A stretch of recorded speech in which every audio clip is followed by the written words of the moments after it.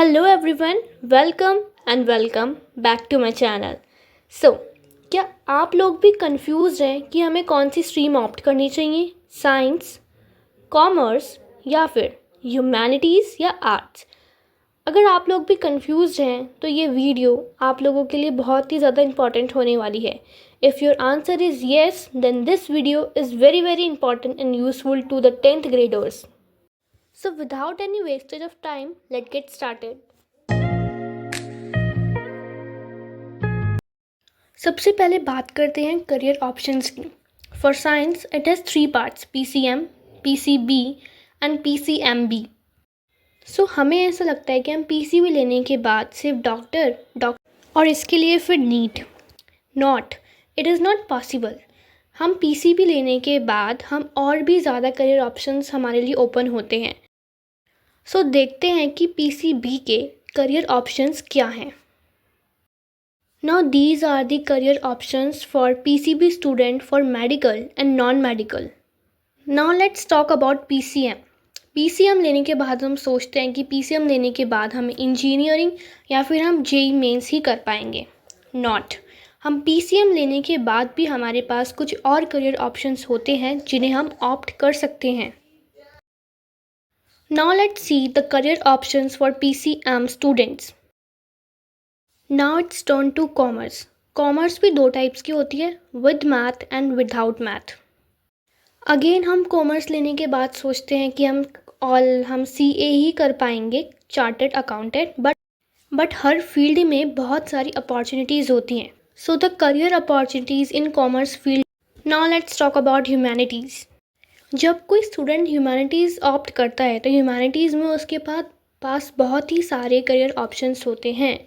Some of them are, these are the career options for humanities. So अभी हमने कुछ career options discuss करे हर field में। Now let's talk about the parameters. ये कौन से प्रिकॉशंस हमें लेने चाहिए जब भी हम कोई स्ट्रीम को ऑप्ट करें। Now the very first step is to know your interest. जो भी स्ट्रीम आप ऑप्ट करें, आप मेक श्योर करें कि इसमें आपका इंटरेस्ट हो।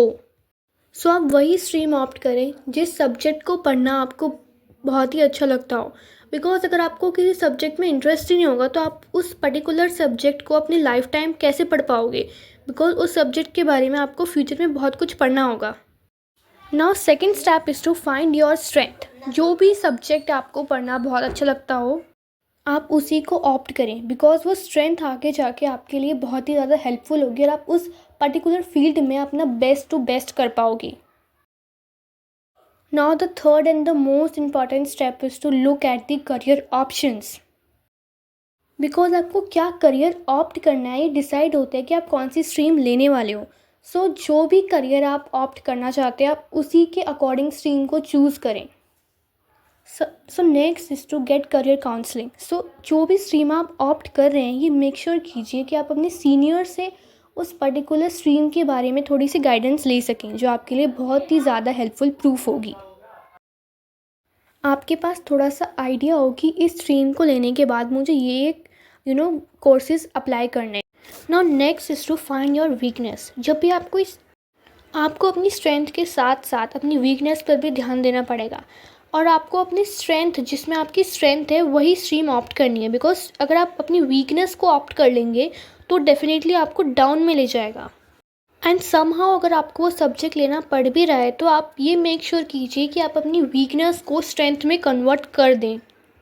Now the last is to consider your academic performance. आप ये मेक श्योर कीजिए कि अपने 10th के जो मार्क्स हैं उनको कंसिडर कीजिएगा, बिकॉज जो सब्जेक्ट्स आपके स्ट्रॉन्ग हैं, वीक हैं, वो आप एज़ पर योर मार्क्स पता कर सकते हैं।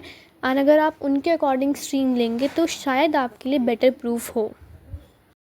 Now it is the end of our video. अगर आपको कोई भी डाउट हो वीडियो में या स्ट्रीम सिलेक्शन के regarding, so please let me know in the comment section. Okay, now subscribe, like, follow my video. Thanks for watching. Bye bye, have a nice day.